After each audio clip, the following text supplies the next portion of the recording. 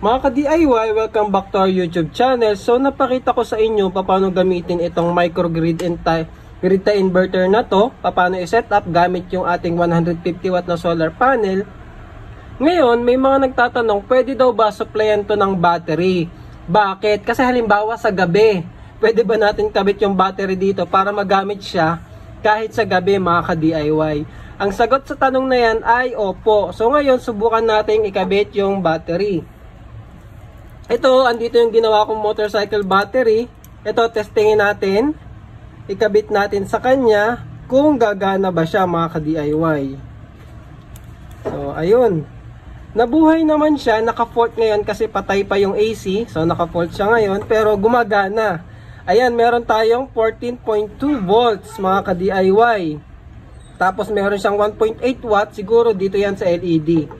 So, ngayon, i-on natin yung AC. Etong AC na to para mabuhay na siya. Tingnan natin ilang watts aabutin.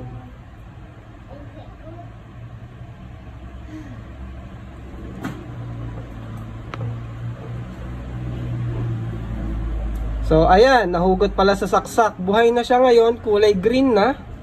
Yung status niya is working. Ang total watts natin ngayon ay nasa 25 na. So pataas siya ng pataas.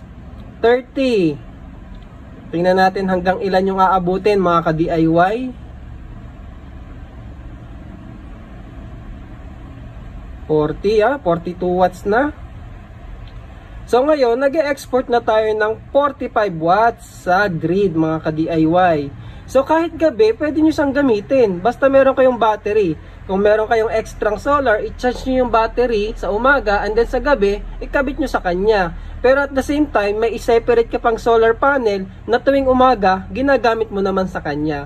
So kayo nang bahala kung paano gagawin yun. Siyempre, pwedeng meron kayong ATS o kaya manual na ATS or automatic ATS. So pwede naman yung mga ganong setup.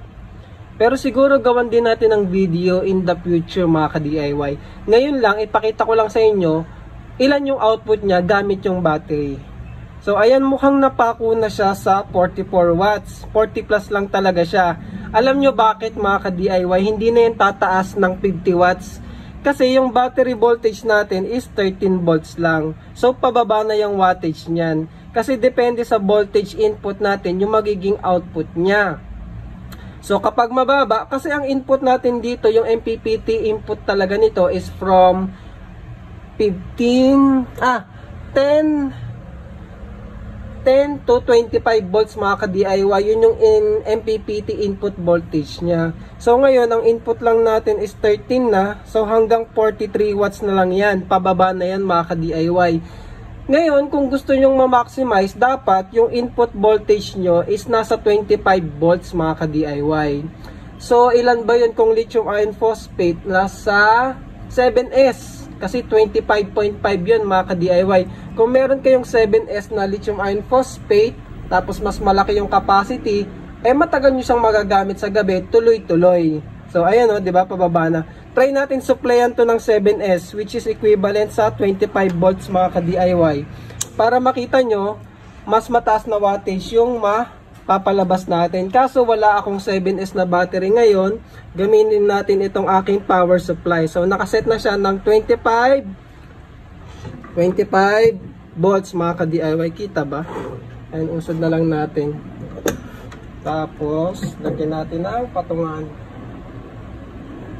Ito, patong natin dito para makita nyo yung voltage sa frame. Ayan.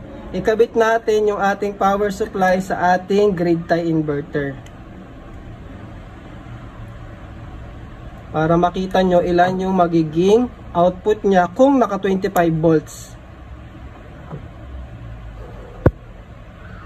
So buhayin natin yung grid.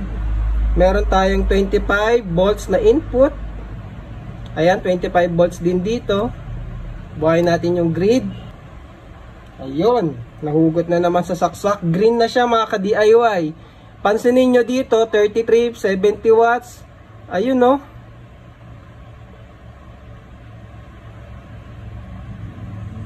Nasa 88 watts na tayo, mga ka-DIY. So, ayan, mas mataas.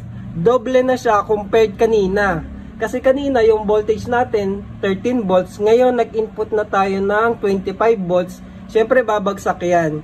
Tapos yung current ko kasi maximum na yan nitong power supply, 5 amps lang, hanggang 5 amps lang kasi ito eh. Kaya hanggang 88 watts or 90 watts lang tayo. Pero kung itong power supply ko siguro kaya niya mga 8 watts, ay 8 amps, tataas pa siguro tong wattage natin. Basta yung voltage nyo, wag nyo lang ilalagpas sa 25 volts. Kapag nilagpas nyo kasi sa 25 volts, nagpa-fluctuate na siya. Hindi na siya consistent. Nagpa-fluctuate yung output wattage natin kasi hindi na tama. Lumagpas na tayo dun sa MPPT range niya na 25 volts. So, ayun. Ang tanong is, pwede ba siya ikabit sa battery? Pwede mga ka-DIY. So, magbabago yung output wattage niya depende sa voltage ng battery natin na i-apply sa ating grid tie inverter. So try nating babaan yung voltage, bababa din yung ating output mga ka-DIY. O ayan o, di ba bumababa siya. Ayan, tumama pa lalo yung ano ko, MPPT range niya, mas tumaas pa nga o. O ayan o. So habang bumababa yung voltage, pababa ng pababa yung ating output, o di ba?